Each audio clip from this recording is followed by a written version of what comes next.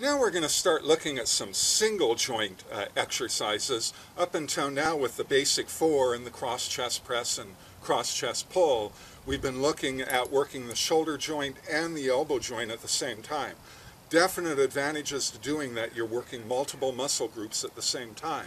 But for those that want to focus on particular areas of the body, and most people want to focus, men in particular are interested in developing their upper arm, you're going to want to get into some single joint exercises with the bicep curl and the tricep extension being the most popular exercises for that. So let's look at the bicep curl first. In most training programs that you look at, you're going to have the instruction be to stand on the tubes and go ahead and do your bicep curls, just as you would if you were working out with dumbbells and barbells. Now, even working out with dumbbells and barbells, but in particular working out with tubes, we still have some disadvantages in leverage that we have as we go through these different ranges of motion. See, you always want the resistance to be coming from behind your hand when you're doing a pulling or a pushing motion. You want that resistance coming from behind the hand. Now, when we've been doing the multiple joint exercises, all of the movements have been straight ahead. The hand hasn't been really changing its angle, even when we're doing the flying motion.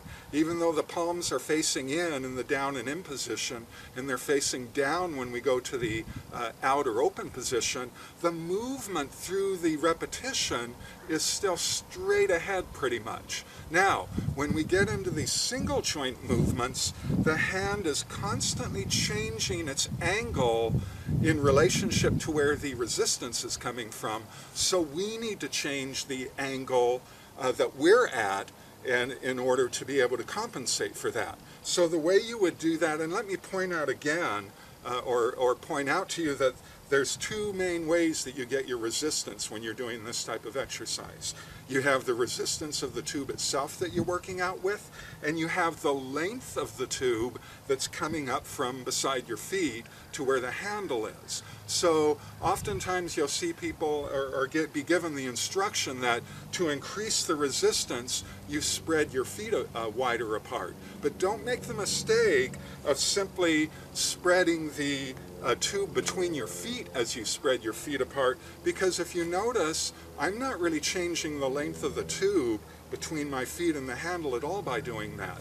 In order to get more resistance, you need to make sure that you're not stretching the tube by stepping off of the tube and then stepping onto it again at a wider distance. And you can see that if my feet are closer together, here's where the handle is, and if I'm careful to not stretch the tube between my feet but actually step further out onto the tube, now you can see that the length of the tube to the handle is back here. So a big difference in resistance you're going to get in doing this exercise if you've got this much tube compared to this much tube. This is really going to give you some much better resistance as you go through this motion. But the other thing is back to this angle that the resistance is coming from. I want the resistance to be coming from the back of my hand as I start this motion. Otherwise, for these first few inches, the tubes are basically just waving back and forth. They're not really stretching out that much here. They're just moving from back here to forward. The tubes are just wiggling, so to speak. So, and the same thing, here's where the real resistance is, and then when I get up to this top area, again the tubes are just kind of flopping back and forth, and I should be having the resistance coming from the back of my hand. So here's how you compensate for that as you go through this motion. And you do this with, if you were working out with dumbbells or barbells as well, because they have the same mechanical disadvantage as you go through that range of motion. Go ahead and to start the exercise, move your upper arm so that it's actually a little bit in front of your body and resting against the front of your body, and lean backwards. You can see that, whereas when I'm standing up, the resistance is coming from underneath my knuckles. I'd actually be better off doing a standing row to be getting my resistance that way. Where if I lean back with my arms against the front of my body, now you can see that the resistance is coming from more the back of my hand. There is where I'm really getting that resistance through that beginning range of motion. Then stand up for that middle part of the range of motion, and then bend forward so that again, as I finish this off, the resistance is coming more from the back of my hand than hitting going down through my arm, going through the bottom of the heel of my palm. So if by bending forward, now the resistance is coming more from the back of my hand. So you can do this in one smooth motion. You can go ahead and start leaning back, and as you come through, just keep leaning forward into it, and then come back down. So you're actually moving your arm, in some ways of looking at it, your arm's moving really slowly, and it's the angle of your body that's actually creating the change of resistance as you go through this motion. Now, there is another way of doing this, and that's by going ahead and working out with the door anchor and setting up the different angles through how you're positioned compared to the door anchor. I want to make sure that my handles are evenly distributed so that I have the same length on each side.